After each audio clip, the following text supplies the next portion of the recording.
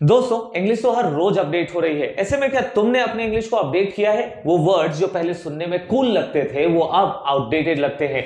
जैसे पहले लोग हंग्री कहते थे, अब कहते हैं स्टार्विंग। पहले कहते थे टायर्ड, अब कहते हैं एग्जॉस्टेड। पहले खुद की तारीफ करने के लिए वर्ड था बोस्ट, अब लोग कहते हैं फ्लेक्स। तुमने हनी सिंह का इंटरव्यू तो सुना ही होगा, उसमें वो कहते हैं आई डू नॉट फ्लेक्स, मतलब कि मैं खुद की तारीफ नहीं करता हूं। तो ऐसे ही 50 ट्रेंडी वर्ड्स मैं तुम्हारे लिए लाया हूं ताकि तुम अपनी इंग्लिश को अपडेट कर लो। ये सारे ट्रेंडी वर्ड्स हैं जो 2025 में तुम्हारे इंग्लिश के लिए बहुत जरूरी है। So let's watch the complete video, let's start this.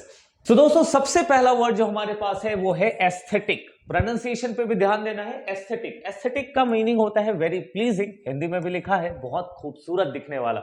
अगर कोई भी चीज बहुत खूबसूरत दिख रहा है तो उसके लिए अब ब्यूटीफुल वर्ड यूज मत करो, करो एस्थेटिक। जैसे हर Instagram feed has such an aesthetic vibe. उसकी जो इंस्टाग्राम फीड है वो बहुत ज्यादा बेहतरीन है, बहुत खूबसूरत दिखने वाला है। ठीक है, जैसे I love the aesthetic look of this cafe. इस कैफे का जो ब्यूटीफुल लुक है, एस्थेटिक, वो मुझे बहुत ज्यादा पसंद है। सो स्टॉप सेइंग ब्यूटीफुल, उसकी जगह पर वर्ड यूज करो एस्थेटिक। ठीक है, चलो नेक्स्ट। फ्लेक्स, फ्लेक्स का मतलब होता है शो ऑफ करना, दिखावा करना, जिसकी बात मैंने करी थी। ही ऑलवेज फ्लेक्सेस, ये वर्ब है तो इसमें ईएस भी लगेगा। He always flexes his new sneakers. वो हमेशा अपने स्नीकर्स का दिखावा करता है या उसे दिखाता है। There is no need to flex your new car in every conversation. हर एक conversation में अपनी कार का दिखावा करना या शो ऑफ करना जरूरी नहीं है। There is no need. तो अब इन वर्ड्स को तुम अपने सेंटेंसेस में यूज कर सकते हो। जैसे I do not flex, he always flexes about his new watch. वो हमेशा अपने नए घड़ी का शो ऑफ करता है। ठीक है, तो फ्लेक्स एंड एस्थेटिक कुछ बहुत ब्यूटीफुल है। जैसे I have an aesthetic watch, मेरे पास एक बहुत ब्यूटीफुल वॉच है। ठीक है, तो इन वर्ड्स को यूज करो। Now next is glow up. Glow up का मतलब होता है मेजर ट्रांसफॉर्मेशन, कुछ नया चेंज हो जाए। ठीक है, जैसे निखार या कुछ सुधार आना। जैसे she had a complete glow up during college, मतलब स्कूल के टाइम में तो बहुत सिंपल सी लड़की हुई करती थी, कॉलेज पहुंचते ही उसमें कंप्लीट ट्रांसफॉर्मेशन आ गया है। तो सेंटेंस बनेगा she had a complete glow up during college. After renovating the house got a stunning glow up. घर का रेनोवेट अगर हमने कराया है तो वो कंप्लीटली डिफरेंट या उसमें एक निखार या एक सुधार आ गया है। घर का रेनोवेशन हम सब जानते हैं ना, घर को थोड़ा सा रेनोवेट, नए तरीके से सजाना। ठीक है, so these three words. Now ऐसे ही 50 हैं और पूरे वीडियो को देखना है। शॉर्ट होगी बट बहुत एंगेजिंग एंड एंटरटेनिंग है। Now next is vibes. ये सब तो हम जानते हैं। वाइब का मतलब एनर्जी या एटमॉस्फेयर होता है, माहौल होता है। जैसे the vibe at this concert are amazing. यहाँ जो वाइब्स आ रही है, यहाँ जो माहौल बन रहा है इस कॉन्सर्ट में, वो बहुत प्यारा है, बहुत अमेजिंग है। I am not getting positive vibes from this meeting. इस मीटिंग से मुझे एक सकारात्मक माहौल, एक प्यारा माहौल, एक पॉजिटिव वाइब नहीं मिल रही है, एक पॉजिटिव एनर्जी नहीं आ रही है। या तुम किसी भी इंसान से मिलते हो तो उसके लिए ये कहो कि this man does not have a positive vibe, इसके अंदर एक पॉजिटिव एनर्जी नहीं है। या she has a negative vibe, उसके अंदर एक नेगेटिव सी फीलिंग है, एक नेगेटिव सी एनर्जी है। किसी जगह पर जाते हैं जो बहुत ज्यादा बंजर जगह है या टूटी फूटी है, वहां नेगेटिव वाइब्स आती हैं। कुछ अच्छी पार्टी वाली जगह पर जाते हैं या जहां जाकर हम अच्छा फील करते हैं, वहां पॉजिटिव वाइब्स आती हैं। तो वाइब्स बहुत ट्रेंडी वर्ड है, you must learn it. Now main character किसको कहते हैं? पहले मेन कैरेक्टर हीरो के लिए यूज होता था, अब समवन लाइक द प्रोटैगनिस्ट, जो किसी काम में मेन हीरो की तरह है, उसके लिए भी यूज होता है। She always act like the main character in every situation. Situation कोई भी हो, वो हमेशा एक हीरो की तरह रहती है, एक मेन कैरेक्टर की तरह रहती है। तो ये जो मेन कैरेक्टर है, इसको आप यूज करो। ठीक है, today I feel like the main character of my story. ऐसा लग रहा है जैसे मैं अपनी स्टोरी का शाहरुख खान, मतलब कि अपने स्टोरी का हीरो हूं। ठीक, नाउ नेक्स्ट इज लोकी। ये मार्वल वाला लोकी नहीं है। ठीक है, लोकी, लोकी का मतलब होता है सटल और, हाँ इसका प्रोनाउंसिएशन बी साइलेंट होता है, इसे पढ़ते हैं सटल और अंडररेटेड, हल्का या छिपा हुआ। ठीक है, इसको कहते हैं लोकी, छिपा हुआ। जैसे I am Loki excited about the surprise party.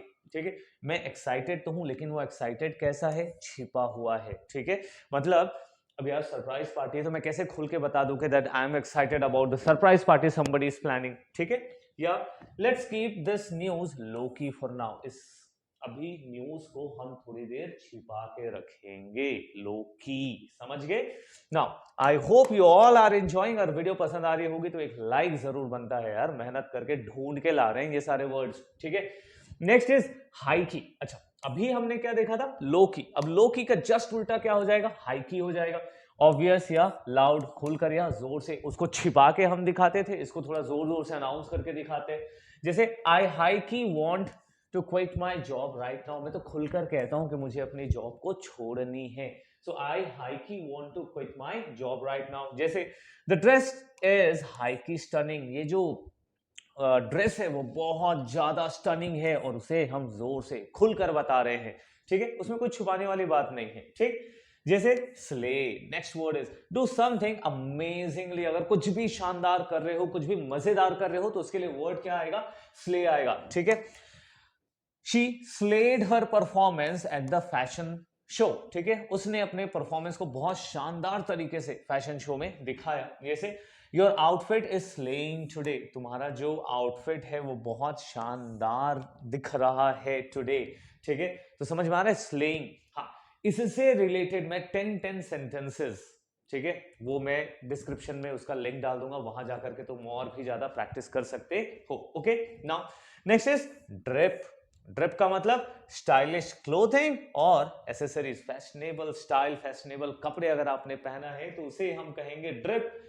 He has got that drip with his new designer jacket। मतलब कि उसके नए डिजाइनर जैकेट के साथ वो बहुत फैशनेबल, बहुत स्टाइलिश लग रहा है, ठीक है? So drip that is stylish clothing या कोई एसेसरी जिसमें भी इंसान अच्छा लग रहा है, तो drip.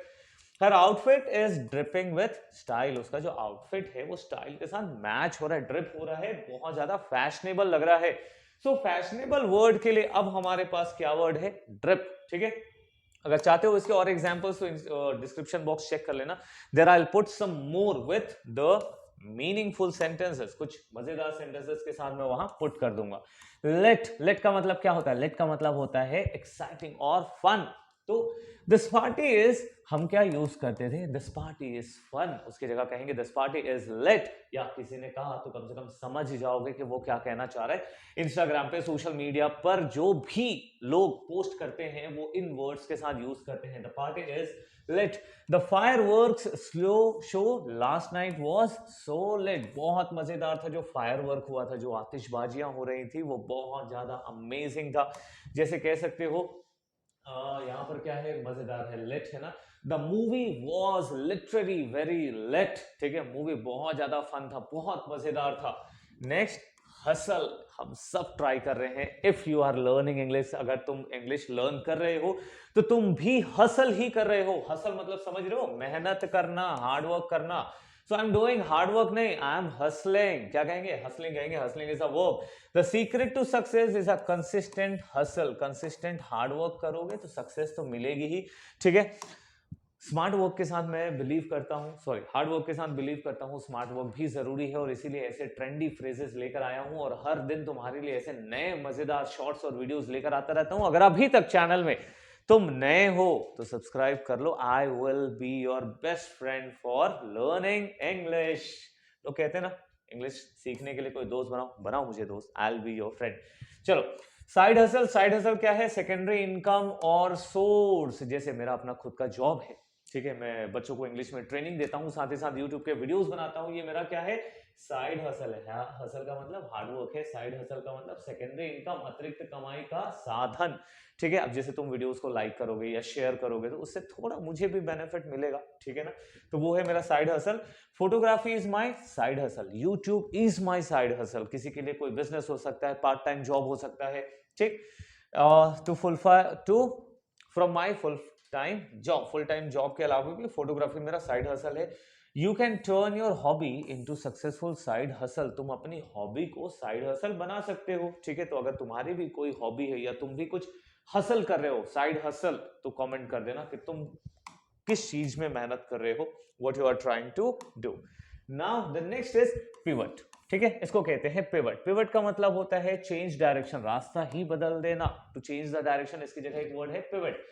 We had to pivot our strategy after the market changes. अगर मार्केट बदलेगा तो हमें अपनी स्ट्रैटेजी को भी क्या करना पड़ेगा भैया, चेंज करना पड़ेगा, अपने स्ट्रैटेजी का रास्ता बदलना पड़ेगा। इंग्लिश सीखने के लिए जो पुराने तरीके, ट्रेंडी तरीके होते थे, ग्रामर की किताब लो और सेंटेंसेस रटो, वर्ड रटो, पुराने हो गए हैं। We need to pivot it, उसे हमें बदलना पड़ेगा।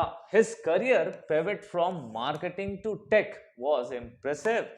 उसका जो करियर है मार्केटिंग से कहां चला गया, वो टेक में चला गया, ठीक है, टेक्नोलॉजी में। तो ये क्या था, उसके लिए एक पिवट था। पिवट क्या था, उसने डायरेक्शन चेंज किया था, ठीक है। ग्राइंड, ग्राइंड है ना, ये बहुत सारे रैप में तुमने सुना होगा, ग्राइंड करते हैं लोग, ठीक है, वो करती रहती ग्राइंड, ऐसे वाले कोई एक सॉन्ग है ना। सो कंटिन्यूअस हार्डवर्क, ग्राइंड का मतलब क्या होता है, कंटिन्यूअस हार्डवर्क के लिए हमने सीखा था अभी हसल, उसकी जगह पे वर्ड क्या आ गया है, अगर कंटिन्यू कर रहे हो, you are grinding to learn English, तुम भी तो इंग्लिश सीखने के लिए ग्राइंड कर रहे हो ना।